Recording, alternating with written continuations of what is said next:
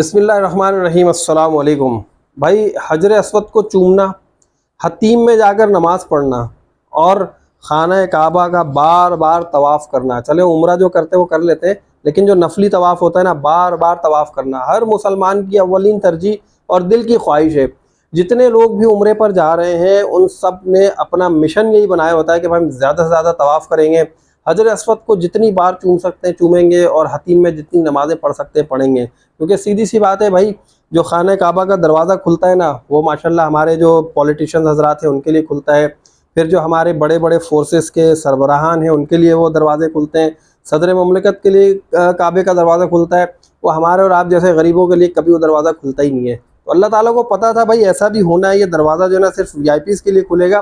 तो अल्लाह ताला ने बड़ा अच्छा सिस्टम बना दिया पहले ही कि भाई एक हतीम अल्लाह ताला ने पहले ही बना दिया कि ये जो हमारी गरीब गुरबा आवाम है ना, ये भी खाना काबा के अंदर नमाज़ पढ़ने की सादत हासिल कर ले। तो उस वजह से अल्लाह ताला ने इसकी एक्सटेंशन दे दी थी और उसके बाद जो है हमारे और आप जैसे लोग वहाँ पे जाके किसी न किसी तरह नमाज़ पढ़ के आ जाते हैं और खाना काबा के अंदर नमाज़ पढ़ने का शर्फ हासिल कर लेते हैं। वरना यकीन करें ज़िंदगी गुजर जाती, लोग 100 उम्रे भी कर लेते, खाना काबा के अंदर दाखिल नहीं हो सकते थे। तो अल्लाह ताला को पता था ऐसा होना है, तो इस वजह से अल्लाह ताला ने ये वाला मामला कर दिया। अच्छा भाई, मैं अब आप लोगों को बता दूं कि जो मैंने आप लोगों को अभी एक आप लोग थंबनेल देखकर आए ना कि भाई इसका परमिट कैसे मिलेगा, क्या होगा, तो मैं आप लोगों को भी जो बताता हूँ ज़रा वो बातें समझते जाइएगा, ताकि आप लोग भी जो है ना मुझे बता सकें कि हाँ भाई क्या सही है क्या गलत है और क्या होना चाहिए क्या नहीं होना चाहिए। देखें, बात यह है कि बहुत सारे मुफ्ती हजरात उलमा हजरात है ना, उन्होंने बड़े मुतनाज़ बयानात दिए हुए हैं। वो क्या कहते हैं भाई, कुछ मुफ्ती हजरात कहते हैं कि भाई जब आप नफली तवाफ़ के लिए जा रहे हैं ना, तो सऊदीया ने पाबंदी लगाई है कि एहराम के बगैर जो है, एहराम की चादरों के बगैर आप यहाँ पे नहीं आ सकते। जो उम्रा के लिए आ रहे हैं सिर्फ वही लोग आएँ, और आप एहराम की चादरें लपेट कर लोगों को धोखा दे रहे हैं कि भाई मैं उम्रा कर रहा हूँ और फिर जा रहे हैं। तो कुछ मुफ्ती हजरात ने इसके ऊपर बड़ी सख्ती से मना किया। कुछ मुफ्ती हजरात ने, उलमा कराम ने ये कहा है कि भाई ये उनका एक एडमिनिस्ट्रेटिव डिसीजन है, मतलब इंतज़ामी फ़ैसला है, कोई इसमें शरीयत नाफिज नहीं कर दी, कोई फतवा नहीं दे दिया सऊदीया में बैठ के किसी ने, या वहाँ पे किसी आलिम ने या मुफ्ती ने फतवा नहीं दिया है कि भाई कि आप एहराम की चादरें पहन के नफली तवाफ़ कर ही नहीं सकते। अब इसमें भी आगे मैं शरीयत भी बताता हूँ आपको कि शरीयत क्या कहती है और शरई पाबंदियाँ कहाँ कहाँ पे क्या क्या है। तो बड़े मसले मसाले भाई, सारा मामला एक उलझा हुआ है, इसको हम लोग सुलझाने की कोशिश करते हैं। तो उलमा हजरात ने इस तरह के बयान दिए, मुफ्ती हजरात ने इस तरह के बयान दिए, लेकिन हमारे और आप जैसे जो मुसलमान लोग हैं वो क्या करते हैं, वो कहते हैं भाई उलमा जो कह रहे हैं, मुफ्ती जो कह रहे हैं वो तो कह रहे हैं ठीक है, लेकिन अभी यहाँ पर जो है हमारी अकीदत है, हमारी मोहब्बत है अल्लाह ताला से, हम अल्लाह के घर जा रहे हैं, तो भाई हम उम्रा करने ही जा रहे हैं ना, हमारा मकसद क्या है वहाँ पे उम्रा करना, हम वहाँ पे घूमने फिरने तो नहीं जा रहे। तो हो सकता है सऊदीया ने यही कहा हो कि भाई जो उम्रा ज़ायरीन है ना वही आ सकते हैं यहाँ पर, क्योंकि वहाँ पे रिहायशी जो लोग हैं ना उनको शायद अलाउ ना करें वहाँ पे। भाई बात यही है कि वहाँ के जो रिहायशी हैं वो तो एहराम की चादरें लपेट के बार बार नहीं आएंगे ना। अब मेरे ऐसा बंदा जो वहाँ पर 15 दिन 12 दिन या 20 दिन के पैकेज पर गया है, तो वो रोज़ाना एहराम की चादरें लपेट के जा सकता है। तो मैं यही समझता हूँ, जो मेरी अपनी अकल है, जो कुछ मुझे समझ में आ रही बात, वो यही कहा गया है कि भाई जो उम्रे पे आए हुए लोग हैं, मतलब दूसरे मुल्कों से आए हुए लोग हैं, वो यहाँ पर आ सकते हैं, और उसके अलावा बाकी जो है एहराम की चादरों के बगैर हम यहाँ पे अलाउ ही नहीं कर रहे हैं। दूसरी बात ये, वहाँ पर उन्होंने फैसला क्यों किया, रश की वजह से। भाई रश लग जाता है, यहाँ पे रश पड़ जाता है, तो इस वजह से जो है एहराम वाले ही नज़र आए। हो सकता है कि वहाँ पे जो है ना यूनिकनेस दिखाने के लिए, मतलब कि भाई जो एक यकसानियत होती है ना, एक जैसे लोग वाइट कपड़े पहने, एहराम का फर्श भी, एहराम की चादरें भी सफ़ेद, मताफ का सहन भी सफ़ेद और खाना काबा ब्लैक, तो पूरी दुनिया देख रही होती है ना मीडिया के ऊपर। तो भाई ये भी एक यकसानियत दिखाने के लिए भी हो सकता है कि सऊदीया का एक डिसीजन हो कि भाई रंग बिरंगे कपड़े पहने हुए लोग नज़र ना आए। तो ख़वातीन की बात अलग होती है, लेकिन जेंट्स की जब नमाज हो रही होती है तो उस वक्त देखें माशाल्लाह क्या ज़बरदस्त मंजर होता है। अच्छा भाई देखें, अब जो मैं चीज़ें आपको बता रहा हूँ शरीयत बता रहा हूँ, यहाँ पर जब ये सारी चीज़ें मना कर देंगे, तो जब आप एहराम की हालत में होंगे ना, उम्रा करने वाली हालत में, तो उस वक्त जब आप जाएंगे ना हजर अस्वद को चूमने के लिए, एक तो वहाँ पे धक्के इतने लगते हैं कि आपके जिस्म का बाल भी टूट सकता है। आप किसी को धक्का दे रहे हैं एहराम की हालत में, आपकी एहराम की चादरें खुल रही हैं, कभी कुछ हो रहा है, कभी कुछ मामलात हो रहे हैं, आपके साथ कोई मामलात हो सकते हैं, कोई हड्डी पसली कुछ एक हो सकती है, कुछ भी हो सकता है। तो उस वक्त तो पॉसिबल नहीं है, एहराम की हालत में बिल्कुल भी पॉसिबल नहीं है कि आप जाकर हजर अस्वद को चूम सकें। तो वहाँ पर तो, और हजर अस्वद को चूमने जाएंगे, वहाँ पे खुशबू इतनी लगी होती है, आपने उसको चूमा और आप पर दम वाजिब हो गया। अब जाओ भाई बकरा दो 35-40 हज़ार रुपए का। रुकने यमनी को कब आप हाथ लगाएं, रुकने यमनी पे जो है कभी कभी इतनी खुशबू आ रही होती है कि आप हाथ लगाए तो आपके हाथ महक जाते हैं, तो वहाँ पे भी आपको मसला। हतीम में नमाज के लिए आपको घंटों इंतज़ार करना पड़ता है, 2-2 3-3 घंटे आप इंतज़ार करते हैं, फिर जाकर आपकी बारी आती है। तो एहराम की हालत में लोग ये कहते हैं यार एहराम में जो है हम क्या करें, जल्दी से अपना उम्रा अदा करें और उम्रा अदा करने के बाद जो है हम एहराम की पाबंदियों से बाहर निकल जाएं। अब यहाँ पर ये शरई जो मसाइल हैं कि भाई एहराम की हालत में अगर आप होंगे जब ही जा सकते हैं, तो फिर तो आप खाने काबा को देखने से भी रह जाएंगे। यकीन करें, सिर्फ उम्रा करने जाते हैं ना, तो उम्रा करते हुए आप क्या करते हैं, खाना काबा को नहीं देखते, आप तवाफ़ करते रहते हैं। आप जो है वहाँ पे तवाफ़ करके जल्दी से निकलते हैं, आपने वाजिब तवाफ़ पढ़ ली, सही कर लिया, बाहर निकले, अब बाल वाल उतरवाए, उसके बाद जो है एहराम की पाबंदी से निकल गए। अब दोबारा कैसे आएंगे? एहराम की चादरें पहने होंगे तो मताफ में जाएंगे ना, हजर अस्वद को छूने की गर्ज से, हजर अस्वद को चूमने की गर्ज से, रुकन यमनी को छूने की गर्ज से। खाना काबा के गिलाफ पे बड़ी खुशबू लगी होती है भाई। अब आप जब तवाफ़ कर रहे हैं, जब आप उम्रे का तवाफ़ कर रहे हैं, तो आप तो खाना काबा के गिलाफ को नहीं पकड़ेंगे, वहाँ पे तो आपको दम आ जाएगा। शरई तौर पे पाबंदी है कि आप जो है खाना काबा की तरफ ना रुख करें ना पीठ करें, तो ये तो ममनू चीज़ें हैं ना। तो फिर आप कैसे जाकर खाने काबा के गिलाफ को पकड़ के दुआएं मांगेंगे अल्लाह से कि भाई मैंने तेरे घर को पकड़ लिया, तेरे दर को पकड़ लिया है। तो ये तो जब आप बगैर एहराम की पाबंदियों में होंगे तो उस वक्त करेंगे ना। एहराम की पाबंदियों में तो आप ये सब कुछ कर ही नहीं सकते। भाई नफली तवाफ़ की अगर हम बात करें, तो नफली तवाफ़ अगर हम जाते हैं ऊपर से करने के लिए, तो ऊपर से आपको तकरीबन कोई 700-800 मीटर से ज़्यादा का जो है ना एक चक्कर पड़ता है। यही तवाफ़ अगर आप नीचे से करेंगे ना, तो आपको 80 गज़ का ये तवाफ़ पड़ता है टोटल, 20, 40, 60, 80 गज़, 100 गज़ का जो है ना, तकरीबन 80-100 गज़, इस तरह आपको एक तवाफ़ पड़ रहा होता है।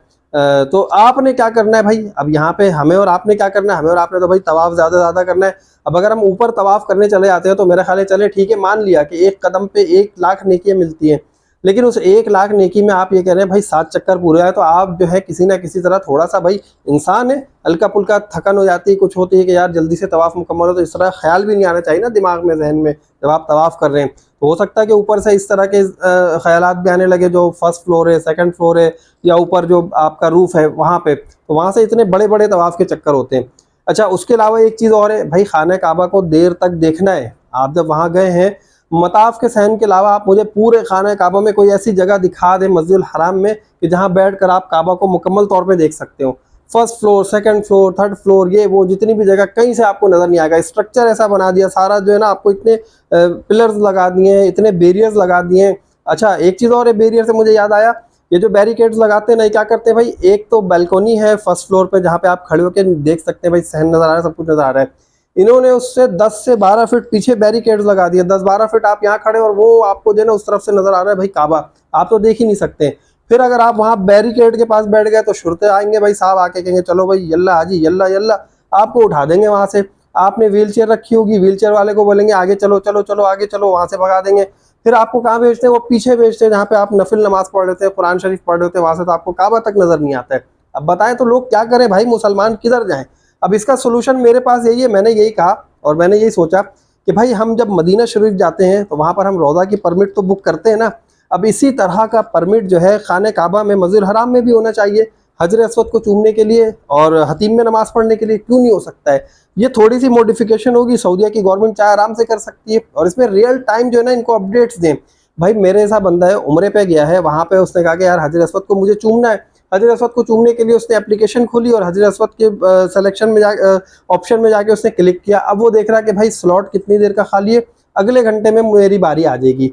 अब वो क्या करे भाई, अगले घंटे मेरी बारी आ जाएगी, अपना टाइम बुक करके बैठा रहे वहीं पे, मैप जिस तरह ऑन होता है ना, लोकेशन ऑन करके उस तरह करके बैठा रहे, 1 घंटे में उसकी बारी आएगी, आराम से जाए बगैर किसी धक्के के, बगैर किसी, मतलब धक्के देना तो मोमिन को हराम काम है ना भाई, बगैर किसी हराम काम के किए हुए सुन्नत पूरी करे। हर बंदा, हर खातून, हर शख्स सुकून से हजर अस्वद को चूम सकता है, यकीन कीजिए। और जब कोई एक बार चूम लेना, तो कम अज कम जो है ना 3-4 दिन उसकी बारी ना आए। जिस तरह होता है ना कि भाई 24 घंटे में एक बार आप कर सकते हैं, रोज़ा परमिट मिलता है, इसी तरह कम से कम 3 दिन का स्लैब लगा दे भाई, 3 दिन तक ये बंदा दोबारा जो है हजर अस्वद को नहीं चूम सकता। भाई जिस तरह से अभी भेज रहे ना मर्दों को, खवातीन को हतीम में नमाज पढ़ने के लिए, इसी तरह भेजें हजर अस्वद पे। इसी तरह हतीम के लिए भी टाइम बुक करें भाई, टाइम स्लॉट बुक करें और रियल टाइम पे दें भाई। एक आपने क्या करना, अपना काउंटर बनाना है कि हम जो है आज 1.5 घंटे या 2 घंटे के लिए हजर अस्वद चूमने का मौका दे रहे हैं, और इस 1.5-2 घंटे भाई एक बार आए, बोसा दिए, निकल लिए। मेरा ख्याल है कोई 2-3 सेकंड, 4 सेकंड, 5 सेकंड लगेंगे मुश्किल से। तो उस हिसाब से उन्होंने काउंटर बना ले कि भाई आज जो है 1000 लोगों को हजर अस्वद जो हम चूमने का मौका देंगे। अब 1000 का काउंट उनका पूरा नहीं हुआ है, तो वो क्या करें भाई, जितने लोग अभी बुकिंग कर सकते हैं 1000 तक वो करें। वो टाइम स्लॉट दिखाते रहे उन्हें, जिस तरह नुसुक एप्लीकेशन पे दिखाते हैं। जितने लोग वहाँ पे मौजूद होंगे मताफ में, वो फ़ौरन अपना बुक कर लेंगे और फिर वो हजर अस्वद को भी चूम लेंगे। फिर ये वाला जो इनका मामला है ना कि भाई जो हमारे उलमा हज़रात और मुफ्ती हज़रात कहते हैं कि इस तरह से जाना धोखा है, तो भाई ये धोखा भी ख़त्म हो जाएगा ना, क्योंकि अब तो हजर अस्वद चूमना मकसद हो गया उनका। हतीम में नमाज़ पढ़ने के लिए इसी तरह टाइम स्लॉट बुक करके जाएँ। टाइम स्लॉट बुक करें, अपना टाइम स्लॉट बुक करके जाएं, हतीम में नमाज पढ़ के आए। क्यों नहीं हो सकता है भाई? सारे काम हो सकते हैं, ये सारे काम बड़े मैनेज हो जाएंगे। अभी भी खवातीन को जो है वो पीछे खड़ा किया जाता है ना, किंग फहद गेट की तरफ, अंदर की तरफ, और जेंट्स को भी कि भाई हतीम में नमाज पढ़ने की टाइमिंग है। तो यहाँ से वो क्या करते हैं, यहाँ से 100, 150, 200 लोगों को गिन के वो ले जाते हैं, एक अपना बैरियर बनाते हैं, उस बैरियर के अंदर जो है ना ले जाते हैं और ले जाके वहाँ हतीम में दाखिल कर देते हैं कि इतने लोग जो है नमाज पढ़ेंगे। इसी तरह करें, थोड़े थोड़े से लोगों को भाई 200, 400 लोगों को लेकर जाए थोड़ा थोड़ा सा, और काम करें। माशाल्लाह इतनी बड़ी फौज मौजूद है वहाँ पे, इतने शुरते मौजूद हैं, इतने खादमीन हजरात मौजूद हैं, तो भाई किस दिन काम आएंगे? सारे काम बआसानी कर सकते हैं और खुशी खुशी करेंगे। भाई ये हाजियों की खिदमत है, क्योंकि अगर हजर अस्वद को बोसा दिलाने के लिए ला रहे हैं, हमारे नबी की सुन्नत को पूरी करा रहे हैं ना, तो उन्हें भी तो सवाब मिलेगा। हतीम में जो लोग नमाज पढ़ रहे हैं उन्हें भी तो सवाब मिलेगा फैसिलिटेट करने का, कि भाई आपने फैसिलिटेट किया, लोगों को हतीम तक लेकर आए हैं, तो उन्हें भी तो सवाब मिलेगा ना इस चीज़ का। ये बात सोचनी चाहिए। तो मैं ये समझता हूँ कि इन तमाम कामों के लिए, हजर अस्वद को चूमना हो, हतीम में नमाज पढ़ना हो, या नफली तवाफ़ करना हो आपको, चले नफली तवाफ़ तो आप वैसे भी कर ले जाकर, तो जब आप वहाँ पे जा रहे होंगे ना एहराम की चादरें पहन के, तो भाई ये जो हमारे मुफ्ती हजरात, उलमा हजरात है, तो कम से कम फिर इन्हें ऐसा तो नहीं कहना पड़ेगा ना कि भाई ये आप जा ही नहीं सकते, या कुछ कह रहे जा सकते हैं। तो हमारे लोग शशोपंज में मुब्तला हो जाते हैं कि भाई किसकी माने किसकी नहीं माने। अब मैं किसी एक मुफ्ती को फॉलो करता हूँ, उन्होंने बात कह दी भाई नहीं जाना चाहिए, अब मैं सोच में पड़ गया यार यहाँ पे तो मैं आया हूँ लाखों रुपए खर्च करके, अगर नहीं जाऊँगा तो कब जाऊँगा। ये सारे मामलात है। तो इसका सोल्यूशन, बेहतरीन सोल्यूशन यही है कि भाई नुसुक ऐप में तमाम चीज़ें शामिल की जाएं, इनकॉर्पोरेट की जाएं।